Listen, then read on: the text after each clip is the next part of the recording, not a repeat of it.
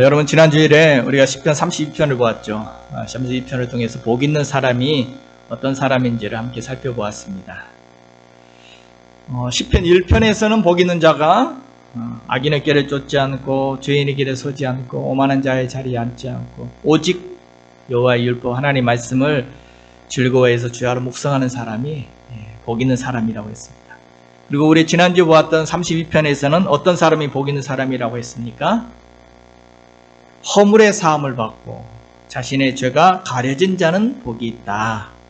한마디로 말해서 하나님께 죄를 용서받은 사람이 복이 있다, 복 있는 사람이다 라고 했습니다. 자, 그런데 오늘 시편 34편에도 또 한 가지 복 있는 사람이 누구인지 또 우리에게 말을 해주고 있습니다.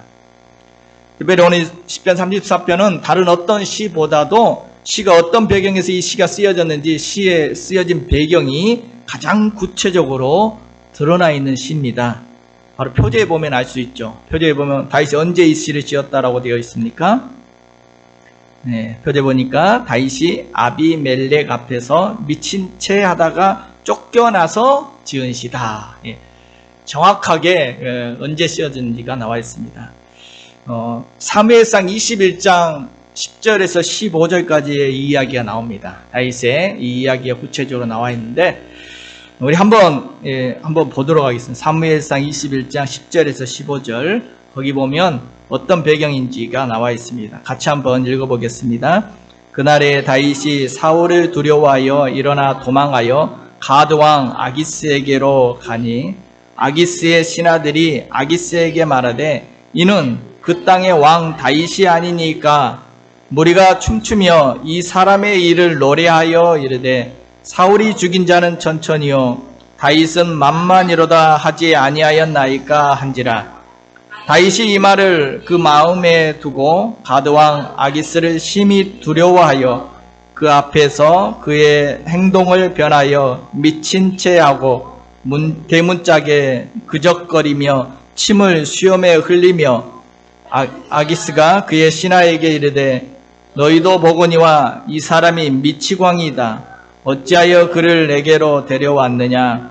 내게 미치광이가 부족하여서 너희가 이 자를 데려다가 내 앞에서 미친 짓을 하게 하느냐? 이 자가 어찌 내 집에 들어오겠느냐? 아니라.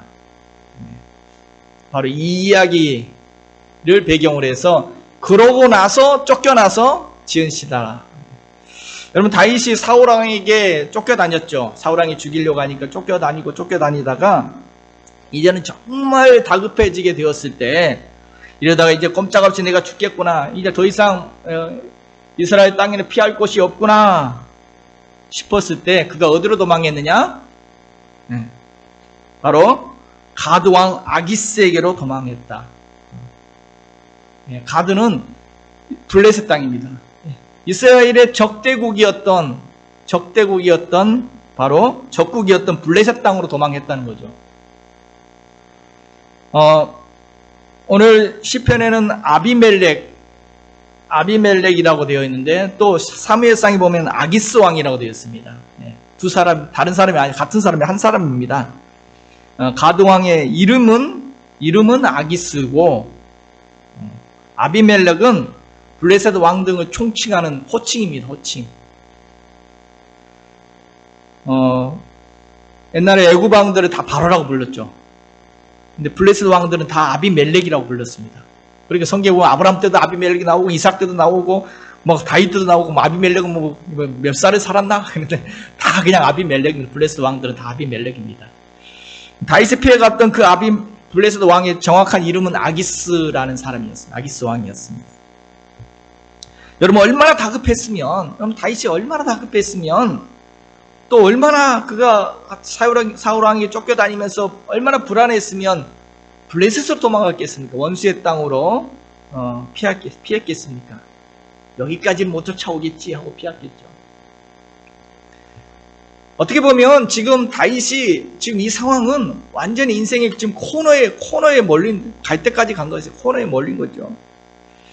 이때가 아마도 다윗의 생애에 있어서 가장 낮아진 때가 아닐까 그렇게 여겨집니다. 다윗이 생각했던 거죠. 블레셋 땅에 가면 사울 왕이 거기까지 쫓아오지 못하니까 거기는 안전할 것이다. 블레셋 땅은 안전할 것이다. 그리고 아마 블레셋 왕이 내가 망명하면 나를 받아줄 것이다. 이런 생각을 하고 그것으로 피해 갔던 것 같습니다. 그런데 실상 가보니까 어떻게 됐습니까? 어떻게 됐습니까? 그 아기스의 신하들이 다윗을 알아보고 뭐라고 말합니까? 아니 저 사람 저 그 땅의 왕 다윗 아닙니까? 아니 사람들이 노래하기를 사울이 죽인 자는 천천히고 다윗이 죽인 자는 만만이라고 그 노래하던 그 다윗 아닙니까? 여러분 다윗이 왕입니까? 왕이 아니죠. 사울이 왕이었죠. 그런데 이 블레셋의 이 아기스의 신하들이 저자는 지금 그 왕 다윗 아닙니까? 여러분 왕이다 하는 것은 적국의 왕이라면 반드시 죽여야 되는 거죠. 그 말 왕이 왔습니다. 이렇게. 그리고 또 뭐라고 말합니까? 다윗이 죽인 자는 만만 누구를 죽였어요? 블레셋 사람들을. 이 다윗은 골리앗 장군을 쓰러뜨린 우리의 영웅에 또 골리앗 장군을 쓰러뜨린 장본인이고 또 블레셋 병사들을 만만 명이나 이 만만 명이나 죽인 자입니다. 철천지 원수입니다라고 이야기한 거죠. 그러니까 다윗이 이 말을 듣고 어떻게 되었다고 말합니까? 심히 지금 두려워하고 있습니다. 야, 잘못 왔구나. 내가 지금 어디 들어온 거야? 이제 꼼짝없이 죽었구나. 이게 사자의 굴 속에 내가 들어왔구나. 그래서 다윗이 얼마나 다급했으면 다윗이 어떻게 합니까? 네, 어떻게 했다고 되어 있습니까? 그가 행동을 변하여 미친 채 하고. 행동을 변화했다는 이 단어의 원어적인 뜻은 맛이 갔다라는 그 뜻입니다. 완전히 맛이 간 행동을 한 겁니다. 완전 맛이 간 행동을. 어떻게 침을 수염에 막 지지 흘리고 삐쩍삐쩍대고 대문짝을 득득 긋고 완전 미친 짓을 한 겁니다. 그냥 그 모습 보고 보다 못해서 아기스 왕이 소리치죠. 저런 미친놈을 쫓아내라. 아니 이 땅이 미치고 하니까 부족해서 저런 자를 데리고 왔느냐. 당장 쫓아내라. 이렇게 해서 다윗은 겨우 미친 짓을 해서 자신의 목숨을 건졌습니다. 거기서 쫓겨났습니다. 여러분, 자, 이러고 나서 다윗의 그 심정이 어떻겠습니까? 참 비참했겠죠. 정말 비참하고 수치스러운 일을 당한 것입니다. 정말 그런 수치도 수치가 아니죠. 정말 그런 수치를 당하고 겨우 목숨 건지고 나온 사건이 바로 그 사건이었습니다. 어떻게 보면 다윗의 인생에 있어서 정말 그의 인생에 지우고 싶은 기록일지도 모릅니다. 내 인생에 정말 지워버리고 싶은 기억일지도 모릅니다. 정말 치명적인 아픔의 사건이었죠. 여러분, 성경에서 정말 믿음 좋은 사람이었던 이 다윗, 정말 믿음 좋은 다윗, 바로 그도 사람인지라, 다윗도 사람인지라 정말 다급하니까 어디를 피한 겁니까? 정말 다급하니까 하나님이 나를 끝까지 보호해 주실 것이라는 그것이 흔들렸는지 모르겠지만 아무튼 그가 지금 다른 데로 피하였던 것이 바로 그 사건이었죠. 하나님께 피하지 않고 세상으로 피했다가 죽을 뻔했던 경험을 한 다윗이었다는 겁니다. 여러분, 시편 34편은 다윗이 바로 이렇게 부끄러움을 당하고 나서 정말 수치스러운 일을 당하고 나서 정말 비참한 심정을 경험하고 나서 바로 그걸 통해서 큰 깨달음을 얻고 나서 하나님 앞에 불렀던 노래가 찬양이 바로 시편 34편입니다. 다윗이 뭘 깨달았다는 겁니까? 정말 인생의 이 비참함을 그 수치스러운 일을 경험하고 나서 그가 큰 깨달음을 얻었는데 그것이 뭐라고 우리에게 이야기해 줍니까? 특별히 8절에 보니까 이렇게 말하죠. 그에게 피하는 자는 복이 있다. 5절에도 보면 그들의 얼굴은 부끄럽지 아니하리로다. 오늘 시편의 마지막 절은 그에게 피하는 자는 다 벌을 받지 아니하리로다. 그가 깨달은 것이 있습니다. 뭘 깨달았습니까? 어떤 사람이 복이 있는지를 그를 깨달았어요. 어떤 사람이 복이 있다는 것입니까? 그에게 피하는 자는 복이 있다. 그가 누굽니까? 하나님이죠. 하나님께 피하는 자가 복이 있다. 이 사실을 깨달았어요. 그가 정말 안전할 것이라고, 사울왕이 못 쫓아오니까 안전할 것이라고 여겼던 블레셋 땅 아기스 왕에게 피해 갔다가 도리어 죽을 뻔하고 나왔습니다. 미친 체 하면서 정말 부끄러운 일을 당하고 나왔습니다. 그가 말합니다. 하나님께 피하는 자는 그 얼굴이 부끄럽지 않을 것이다. 하나님께 피하는 자는 벌을 받지 않을 것이다. 하나님께 피하는 자는 복이 있을 것이다. 정말 다윗이 뼈저린 경험을 통해서 깨달은 진리입니다. 하나님께 피하는 자는 복이 있도다.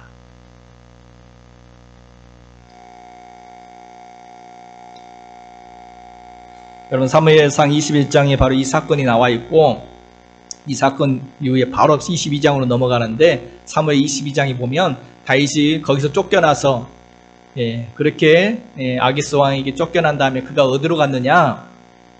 곧장 갔던 곳이 바로 사무엘상 22장 1절에 보니까 그러므로 다윗이 그곳을 떠나 아둘람 굴로 도망하매 라고 되어 있습니다. 블레셋에서 바로 나오면 이제 이스라엘 땅으로 국경 넘으면 바로 사해 서쪽입니다. 사해 서쪽 아둘람 지역에 그곳은 석회암 굴들이 많았는데 거기 동굴 속에 숨어 지내게 되었다는 것입니다. 그때 다윗이 어떠했는지 아둘람 굴에 있을 때 다윗이 지은 시가 또 있습니다. 아둘람 굴에 지내면서 다윗이 지었던 시가 시편 57편인데 이렇게 되어 있습니다. 같이 한번 볼까요? 다윗이 사울을 피하여 굴에 있던 때 하나님이여 내게 은혜를 베푸소서 내게 은혜를 베푸소서 내 영혼이 주께로 피하되 주의 날개 그늘 아래에서 이 재앙들이 지나기까지 피하리이다. 아멘.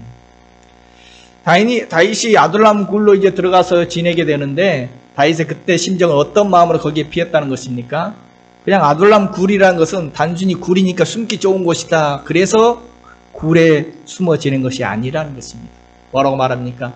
내 영혼이 주께 피합니다. 주의 날개 그늘 아래 피합니다. 바로 그 심정으로 아둘람 굴에 지냈다는 거죠. 다윗은 블레셋 왕 아기스에게 피했다가 안전할 것이라고 거기에 피했다가 죽을 뻔하고 나왔습니다. 그리고 나서 이제는 다윗의 마음은 이제는 나는 하나님께 피합니다. 하나님의 은혜를 바라고 이 재앙이 이 위급한 때가 다 재앙이 지나기까지 주님의 날개 그늘 아래 피합니다. 그런 심정으로 아둘람 굴에서 지냈다는 거죠. 다윗이 피해 들어간 그 아둘람 굴이라는 것은 바로 주님의 날개 그늘이었고 바로 주님이 주신 피난처였다는 것입니다.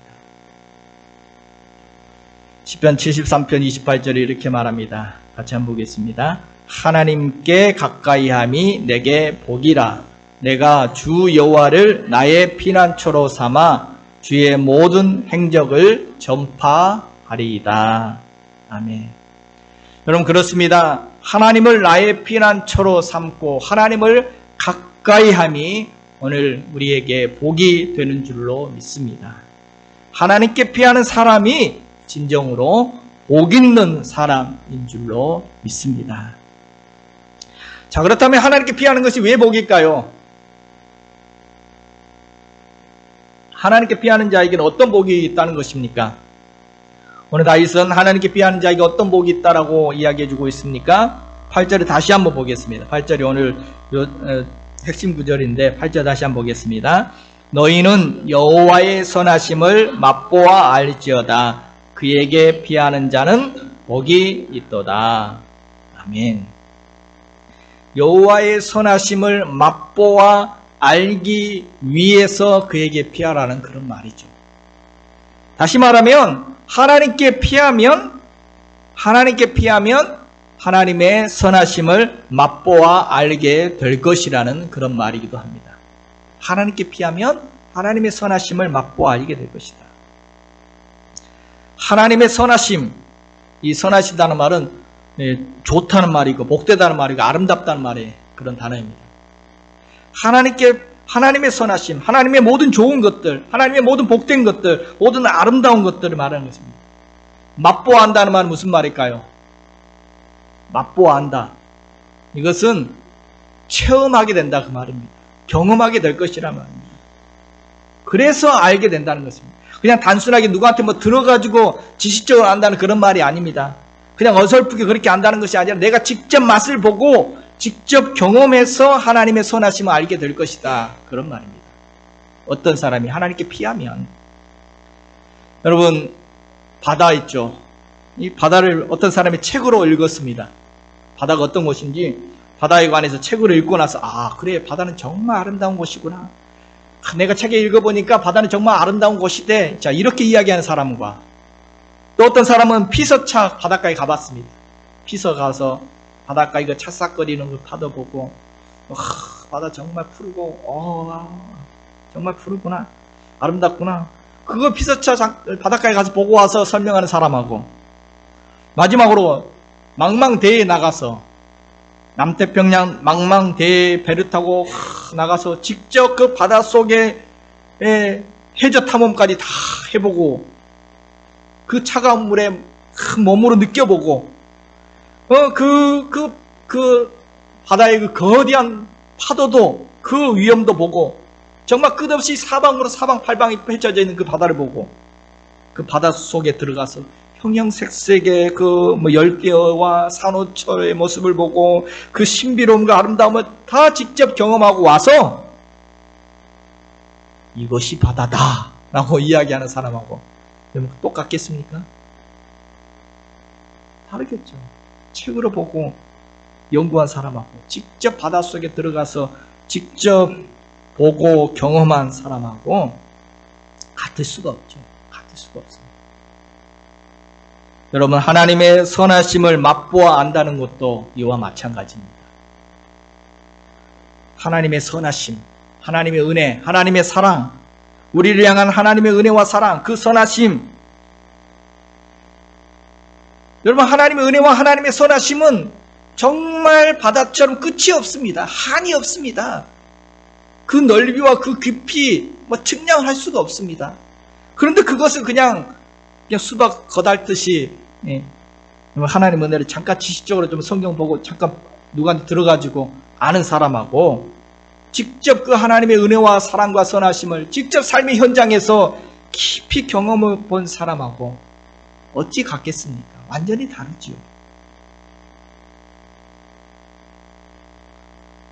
수박을 먹어보지 못한 사람이 어찌 그 맛을 알겠습니까? 아무리 설명해줘도 수박은 이런 맛이야. 아무리 설명해줘도 그 맛을 알 수가 없죠. 그런데 진짜 여름에 막 갈증이 심할 때 그 뜨거운 여름날 그 냉장고에서 막 꺼낸 그 시원한 수박을 쪼개서 한 입 깨물었을 때 이 맛이구나. 수박이 이 맛이구나. 말 안 해도 압니다. 설명 안 해도 정확하게 그 맛이 뭔지를 알 수가 있죠. 여러분, 하나님의 선하심과 인자하심, 그 은혜와 그 놀라운 은혜와 사랑, 그 축복들 어찌 말로 다 설명합니까?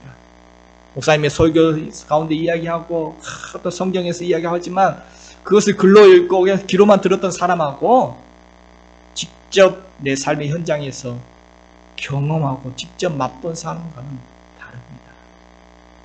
얼마나 좋은 것인지. 한 번 맛보면 계속 그 사랑과 은혜를 또 찾게 되는 것입니다. 바로 하나님께 피하는 자가 이런 복을 누리게 된다는 것입니다. 맛보아 알게 된다는 것입니다. 그렇습니다. 이처럼 하나님께 피하는 자는 하나님의 선하심을 직접 경험하게 되기 때문에 복 있는 사람이다라고 말씀하고 있습니다. 하나님께 피하는 자가 복 있는 줄로 믿습니다. 그러면 하나님께 피하는 자가 어떤 선하심을 맛보아 알게 될까요?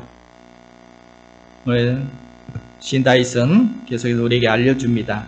바로 하나님께 피하는 자는 그 환난 가운데 건져주시고 보호해주심을 맛보아 알게 된다는 것입니다. 4절 같이 보겠습니다. 내가 여호와께 간구하매 내게 응답하시고 내 모든 두려움에서 나를 건지셨도다. 6절 7절도 보겠습니다. 이 곤란한 자가 부르짖음에 여호와께서 들으시고 그의 모든 환난에서 구원하셨도다. 여호와의 천사가 주를 경외하는 자를 둘러 진치고 그들을 건지시리로다. 아멘. 환난 가운데 하나님께 피했더니 그 환난에서 건져주시고 보호해주셨다는 것을 이야기하고 있습니다. 어찌 보면 다윗이 자기를 지금 자책하듯이 하는 말일 수도 있습니다. 그렇게 못했기 때문에. 그가 지금까지 하나님께 부르짖을 때는 하나님께서 늘 그를 건져주셨는데, 근데 그때는 잠깐 좀 눈이 어두웠는지, 잠깐 정신이 어떻게 됐든지, 하나님보다 악의식에 피하는 것이 더 빨리 나를 구해줄 것 같아가지고 악의식에 피하였다가 죽을 뻔했어요. 도와주지도 않고 도움도 못 구했고 그는 구해주지 못했다는 거죠.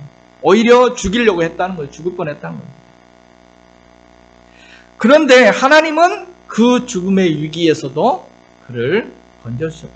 그 두려움 가운데 그를 그 악의의 칼에서도 하나님은 그를 건져주셨다. 어떻게? 하나님이 천사를 보내어 그를 둘러진치고 보호해 주심으로 악의의 칼에서도 하나님 나를 건져주셨다. 그래서 그 미친 체하고 쫓겨난 다음에 바로 지은씨가 오늘 34편인데 1절부터 3절까지 바로 찬양으로 시작합니다. 그런 꼴을 당하고 나서 하나님을 찬양하고, 그 말은 하나님이 나를 구해 주셨다고 믿는 거죠. 그러니까 찬양하는 거죠.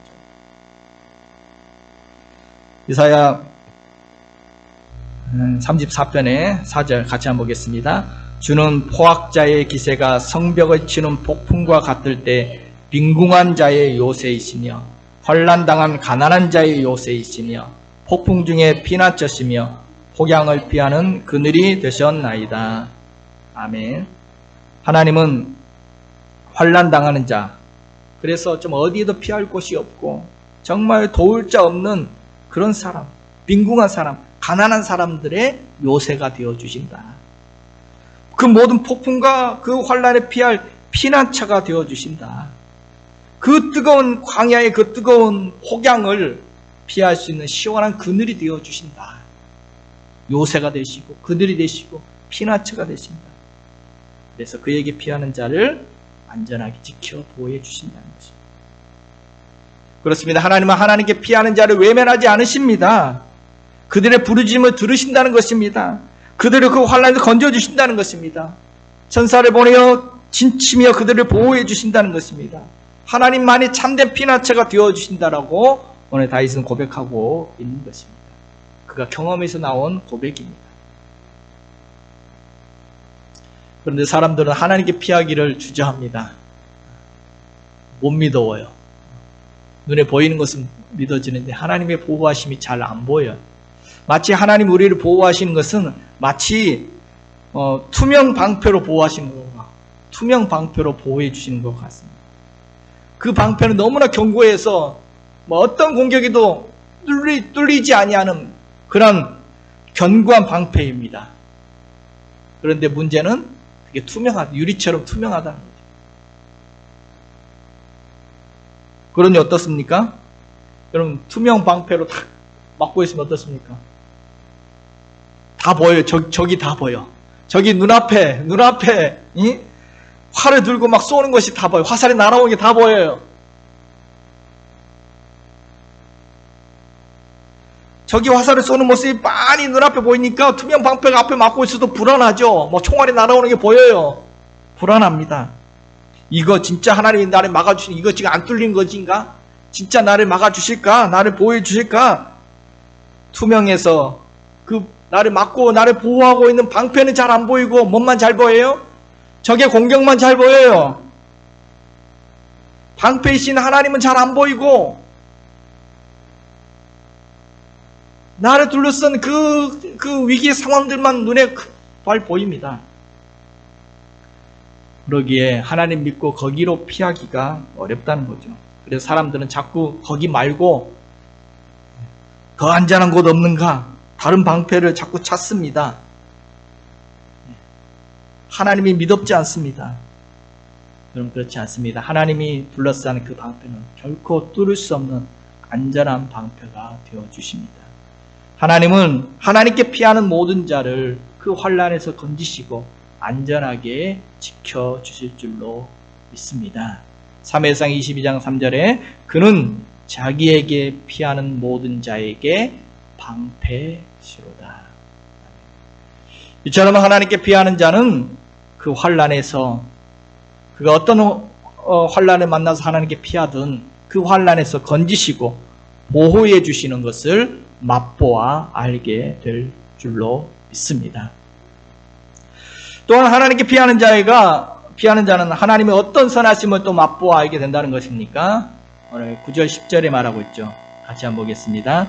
그를 경외하는 자에게는 부족함이 없도다. 젊은 사자는 궁핍하여 줄일지라도 여호와를 찾는 자는 모든 좋은 것에 부족함이 없으리로다. 여호와를 찾는 자는, 하나님께 피하는 자는 어떻게 된다? 모든 좋은 것에 부족함이 없으리로다 말씀합니다. 그러면서 젊은 사자는 궁핍하여 줄일지라도. 여러분, 젊은 사자가 왜 줄이겠습니까? 힘이 있는데. 늙은, 이제 힘 다 빠지고, 이빨 다 빠지고, 발톱 다 빠진 그런 늙고 힘없는 사자면 줄일 수 있을지 모르지만, 젊은 사자가 왜 줄이겠습니까? 그런데, 그런 젊은 사자라 할지라도, 혹시 젊은 사자는 줄일지라도, 여호와를 찾는 자는 결코 부족함이 없을 것이다. 말씀합니다. 왜요? 여호와를 찾는 자, 하나님께 피하는 자는 그 선하심을 맛보아 알게 될 것입니다. 좋은 것들을, 하나님이 주시는 좋은 것들을 맛보아 알게 될 것이기 때문입니다. 여러분, 이 다윗이 지금 이것을 언제 고백하고 있다고요? 그가 지금 왕궁에서 평안한 가운데 하나님을 의지하고 하나님을 피하는 사람은 좋은 것에 부족함이 없어, 이렇게 말하고 있는 겁니까? 지금 다윗이 왕궁에 있을 때 이것을 지금 말하는 것이 아니라 지금 이렇게 쫓겨나가지고 지금 아둘람 굴에, 그 광야에 아둘람 굴에 있으면서 이런 멋진 고백을 하고 있는 것입니다. 여호와는 나의 목자시니 내게 부족함이 없으리로다. 하나님이 나의 목자, 하나님을 나의 목자 삼고 하나님께 피할 때 내게 부족함이 없게 된다라고 다윗은 고백하고 있습니다. 여러분, 아이가 엄마 품에 안기면 부족함이 없죠. 진짜 만족이 뭔지를 그 얼굴로 보여줍니다. 너무 만족스럽죠. 우리가 하나님 품 안에 안기면 참된 만족이 이 땅에 어떤 물질로도 어떤 무엇으로도 주지 못하는 참된 만족감을 경험할 수가 있습니다.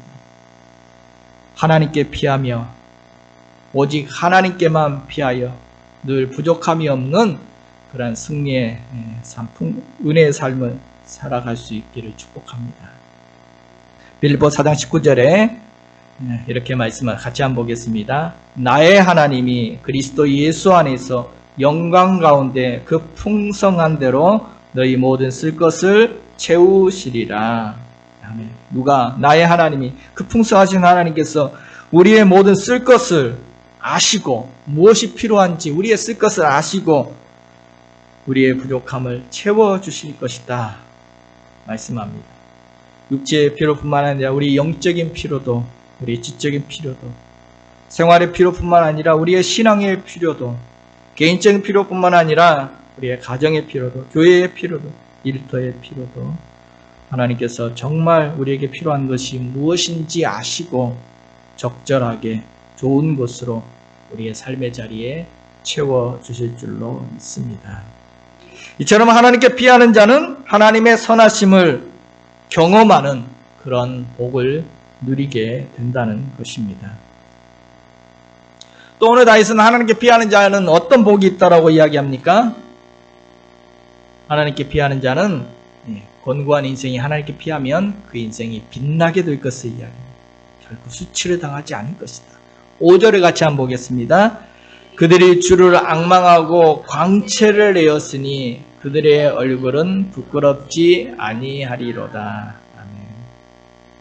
주를 앙망하는 자는 부끄럽지 아니하리로다. 지금 다윗이 왜 이 말을 할까요? 왜 부끄럽지 않을 것이다 이런 말을 할까요? 그까지 부끄러움을 당했거든요. 너무 부끄러웠거든요. 미친 티 하면서 그 말로 표현할 수 없는 그 수치를 당하고 나서 한 말입니다. 내가 주를 앙망하지 못하고 사람의 도움을 좀 구해보려고 블레셋에 피했다가 정말 부끄러움 당하고 왔다. 이런 부끄러움을 당한 사람이 지금 하는 말입니다. 인생의 밑바닥을 경험한 다윗이 지금 하고 있는 말입니다. 주를 앙망하는 자는, 주께 피하는 자는 이런 부끄러움을 당하지 않을 것이다. 도리어 그 얼굴에는 광채가 나게 될 것이다. 광채를 낼 것이다. 광채를 내다. 이 단어는 성경 원어 히브리 언어로는 나하르라는 단어입니다. 이 단어의 뜻은 빛나다, 비추다, 빛을 발하다 이런 뜻의 단어입니다. 주를 앙망하는 자는 빛나게 된다. 빛을 발하게 된다. 정말 인생에 피할 곳이 없던 그런 곤고한 사람들이 주께로 피하게 되면 그렇게 어두웠던 인생이 다시 빛이 나게 될 것이다 라고 말씀하고 있습니다. 결코 그 인생은, 하나님께 피하는 인생은 결코 부끄러운 인생이 되지 않을 것이다. 정말 빛이 나는, 빛을 발하는 그런 멋진 인생이 될 것이다 라고 말하고 있는 것입니다. 여러분 누가복음 15장에 탕자의 비유가 나오죠. 탕자가 집을 떠나서 아버지 곁을 떠났던 그 탕자가 다 잃고 이제는 굶어 죽게 생겼습니다. 굶주리고 배고프고 지금 거지가 되었습니다. 굶어 죽게 되었습니다. 인생의 철저한 실패를 경험하고 밑바닥까지 내려가서 이 돼지보다 못한 삶을 살게 되었습니다. 굶주리고 거지꼴이 되었어. 어디도 피할 곳이 없어. 그때 누구 생각납니까? 아버지 생각났습니다. 그래서 아버지께 피합니다. 아버지께 돌아옵니다. 거지꼴을 하고 돌아왔을 때 어떻게 됐습니까? 부끄러움을 당했습니까? 조롱했습니까? 그 모양 그 꼴로 오느냐라고 조롱하지 않았습니다. 창피 주지 않았습니다. 그렇다고 해서 너는 왜 어떻게 해서 재산 다 잃어먹었느냐라고 야단치거나 따지거나 정죄하거나 야단치지 않았습니다. 어떻게 되었습니까? 아버지께 돌아왔더니 그 모습 그대로 받아주었습니다. 깨끗이 씻겨주고 거지 옷을 벗기고 좋은 옷을, 가장 좋은 옷을 입혀주었습니다. 손에 금가락지를 끼워줍니다. 다시 종으로 삼아주세요라고 말하는 그 아들을 다시 아들로 아들의 신분을 회복하여 주었습니다. 오늘 22절에 말합니다. 그에게 피하는 자는 다 벌을 받지 아니하리로다. 정말 빈궁한 사람, 곰핍한 사람, 인생이 실패하고 넘어지고 실패했던 인생이 하나님께 피하면 너 왜 그 꼴로 살았냐라고 정죄하지 않는다. 벌을 주지 않는다는 것을 하나님께 피하면 그 모양 그 꼴로 거지가 되어 돌아왔느냐라고 창피를 주지 않습니다. 정죄하지 않습니다. 그 모습 그대를 받아주시고 안아주시고 다시 깨끗이 씻겨주시고 새 옷을 입혀주시고 다시 빛나는 아들의 신분으로 회복해 주실 줄로 믿습니다. 곤고한 인생이 정말 쓸모없이 버려진 돌멩이가 조각가의 손에서 훌륭한 조각상이 되어지는 것처럼 하찮은 진흙덩어리가 도예가의 손에서 정말 고려청자와 같이 그런 멋진 작품이 되는 것처럼 하나님께 피하는 정말 공고한 인생이, 실패하는 인생이, 정말 낮아진 인생이 하나님께 피하였을 때 하나님의 손에서 다시 빛이 나는 인생으로 바뀌어지게 될 줄로 믿습니다. 오늘 이 다윗이 고백하는 것입니다. 정말 다윗이 그랬느냐?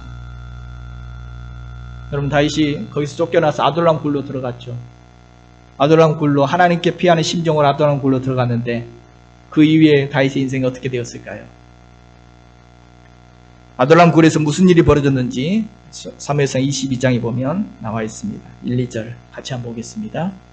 다윗이 그곳을 떠나 아둘람 굴로 도망하매 그의 형제와 아버지의 온 집이 듣고 그리로 내려가서 그에게 이르렀고 환난당한 모든 자와 빚진 모든 자와 마음이 원통한 자가 다 그에게로 모였고 그는 그들의 우두머리가 되었는데 그와 함께한 자가 400명 가량이었더라.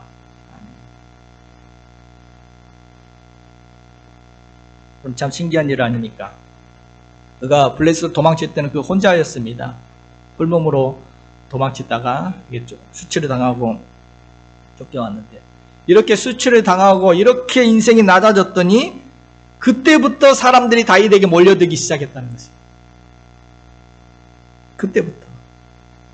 다윗이 영웅일 때가 아닙니다. 다윗이 골리앗을 쓰러뜨리고 이스라엘이 막 만만이다 막 이렇게 영웅이 됐을 때 사람들이 몰려든 게 아닙니다. 그가 왕궁에 있을 때 몰려든 것이 아니라 왕궁이 아니라 아둘람 굴에 있을 때 정말 인생의 밑바닥을 경험하고 그런 수치를 경험하고 바로 그때 이후로 바로 신기하게도 그때부터 사람들이 막 다윗에게 몰려오기 시작했다는 것입니다. 어떤 사람이 몰려왔어요? 뭐 대단한 사람이 몰려온 게 아니라 같은 처지에 있는 사람들, 환난당한 모든 자들이 빚지고 쫓겨다니는 사람들이 몰려왔습니다. 정말 마음이 너 힘이 없어서 억울하고 원통한 사람들이 막 몰려왔습니다. 근데 무려 처음에 몰려온 사람이 벌써 400명, 나중에 600명이 되고 막 계속 늘어나죠. 왜 몰려왔을까요? 다윗은 우리와 같은 처지니까. 다윗은 내 마음 알아주는 자신과 같은 처지, 곤고한 자이기 때문에.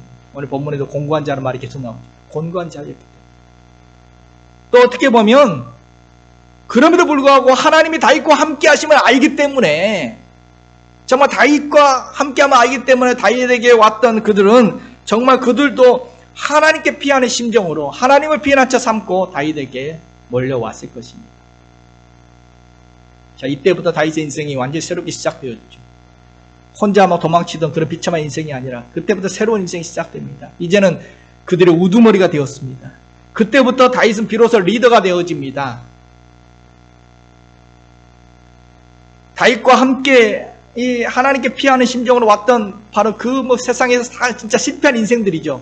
다 실패하고 쫓기는 그 인생들이 다윗께 몰려드는데 하나님께 피하였던 그들은 나중에 다 나라의 기둥들이 됩니다. 그들이 바로 실패한 그들이 바로 그 이후로 빛나는 인생들로 다 바뀝니다.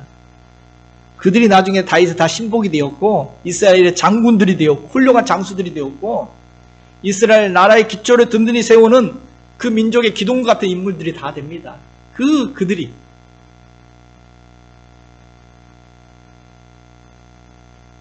그래서 오늘 본문 1절부터 3절까지 보면 다윗은 찬양하는데 함께 찬양하자고 이야기합니다.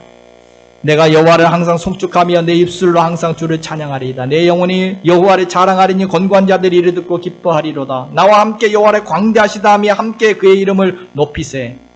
내가 항상 주님을 찬양하며 거기 쫓겨나고 나서 하는 말입니다. 내가 좋을 때 형통할 때만 찬양한 것이 아니라 이런 일을 당해도 나는 항상 주님을 찬양합니다. 수치스러운 일을 당해도 나는 이렇게 찬양합니다라고 찬양으로 시를 시작합니다. 그리고 나서 뭐라고 말합니까? 내 영혼이 여호와를 자랑하리니 자랑한다는 것은 이 어려울 때 하나님 나를 이렇게 도와주셨다라고 간증한 겁니다. 간증을 했더니 권고한 자들이 그 간증을 듣고 막 같이 기뻐한대요. 그리고 나서 이제는 나와 함께 하나님을 광대하시다 함께 하나님을 찬양하자. 함께라는 말이 계속 반복되어지죠. 강조합니다. 처음에는 혼자 항상 찬양했는데 이제는 간증하고 났더니 이제는 함께 하나님을 찬양하게 되었습니다. 이처럼 하나님께 피하였던 곤고한 자들이 빛나는 인생으로 찬양이 넘치는 인생으로 바뀌어지게 되어짐을 봅니다. 그렇습니다. 하나님께 피하는 자는 하나님이 그 모습 그대로 품어주십니다. 그리고 나서 하나님의 선하심 맛보아 알게 하십니다. 그리고 나서는 그냥 계속 피난처에만 머물러 있게 하시는 것이 아니라 이제 다시 실패했던 그 현장으로 다시 일어나 재기하게 하십니다. 도전하게 하십니다. 그래서 결국 빛나는 인생이 되게 하여 주신다는 것입니다. 하나님께 피하는 자에게. 그래서 복이 있는 것입니다. 인생 역전을 경험할 수가 있습니다. 실패해서 피하였는데, 환난당해 피했는데 인생이 달라지게 된다는 거예요. 애벌레가 세상의 끝이라고 부르는 그것을 그분은 나비라고 부르십니다. 리처드 바크가 이야기합니다. 애벌레가 나 이제 세상 끝이다, 끝났다라고 이야기, 나 이제 죽었다라고 생각하는 그때가 바로 아름다운 나비로 변화되는 순간이, 하나님은 그 순간 나비로 날아가 오르게 하십니다. 마치 애벌레가 번데기 안에서 나비로 변하듯이 우리는 우리의 피난처 되시는 하나님 안에서 아름다운 나비로 다시 날아오르게 될 줄로 믿습니다. 그러므로 우리는 이런 환난에 당하거나 인생의 어려움을 당할 때 우리는 어떻게 하면 되겠습니까? 오늘 우리도 하나님께 피함으로 복 있는 자로 살아가야 할 줄로 믿습니다. 다시 한 8절을 보면 너희는 여호와의 선하심을 맛보아할지어다 그에게 피하는 자는 복이 있도다. 오늘 시편 34편에는 다윗이 마치 다른 사람에게 지금 권면하듯이 쓰여져 있습니다. 그래서 보면 너희는 너희 성도들아, 너희 자녀들아 이런 말들이 계속 나오는데 사실 누구에게 권면하기보다도 자기 자신에게 하는 말이기도 합니다. 다윗이 자기 자신에게 지금 각오를 이야기하고 있는 것입니다. 너희는 이라고 이야기하지만 나에게 내 영혼아 이제 다시는 그렇게 하지 말자. 이제 다시는 세상을 의지하려고 피하지 않고 이제는 하나님께만 피하자. 그러면 복이 될 것이다. 다짐하고 다짐한. 앞으로는 절대 아기스에게 피하에 부끄러움 당하지 않겠다. 이제는 다시는 눈에 보이는 것에 의지하고 피하지 않고 하나님께 피하여 복을 누릴 것이다. 하나님의 선하심을 맛보아 할 것이다. 하나님께만 피해야 한다라고 스스로에게 또 다짐하는 거죠. 오늘 우리도 힘들 때, 어려울 때, 곤고할 때, 피난처가 필요할 때, 때마다 일마다 늘 하나님께 피함으로 복 있는 사람으로 살아가야 할 줄로 믿습니다. 다윗 같은 믿음의 사람도 이렇게 흔들려서 아기스에게 피할 때가 있었습니다. 믿음의 조상 아브라함도 흉년이 들자 애굽에 좀 도움을 얻으려고 피해 간 적도 있었죠. 그러다가 아내 빼앗길 뻔했습니다. 수치를 당하고 돌아왔습니다. 저도 보면 인생을 살아가다 보면 때로는 하나님께 피하지 못하고 아기스에게 피할 도움을 구할 때가 있죠. 그러다가 더 큰 위기 만나고 부끄러움 당하고 그때 정신 바짝 차리고 다시 하나님께 부르짖고 하나님을 찾고 하나님께 피함으로 다시 하나님의 선하심을 경험하게 맛보게 되는 것들을 경험해 보니까 도움을 구하려고 애국으로 내려가고 세상에 피할 때는 부끄러움을 당하고 수치를 당하고 거절을 당하고 패배를 경험하기도 하지만 하나님이 잘 유리방패가 와서 잘 긴가민가하고 믿어지지 않는다 할지라도 좀 갸우뚱하지만 그래도 하나님 믿어보고 하나님께 피하면 다시 간증하고 자랑하게 될 것이고 찬양하게 될 것이고 다시 빛나게 될 줄로 믿습니다. 말씀을 정리합니다. 성도 여러분, 살다 보면 누구나 곤고한 상황에 부딪힐 수 있습니다. 위기를 만날 수 있습니다. 환난을 겪을 수 있습니다. 그때 하나님께 피하면 될 줄로 믿습니다. 하나님께 피하는 자가 복이 있는 줄로 믿습니다. 어떤 복이 있습니까? 하나님의 선하심을 맛보아 알리게 될 것입니다. 그 환난에서 건져주시고 보호하심을 맛보게 될 것입니다. 우리의 부족함을 채워주심을 맛보게 될 줄로 믿습니다. 또한 공고한 자는 다시 빛나게 하시고 결코 수치를 당하지 않게 하실 줄로 믿습니다. 그러므로 오늘 우리는 늘 하나님께 피함으로 복 있는 자로 살아가야 할 것입니다. 다급하고 힘들 때 하나님께 피함으로 하나님의 선하심을 맛보는 복된 삶을 살아가시기를 주님의 이름으로 축복해 드립니다.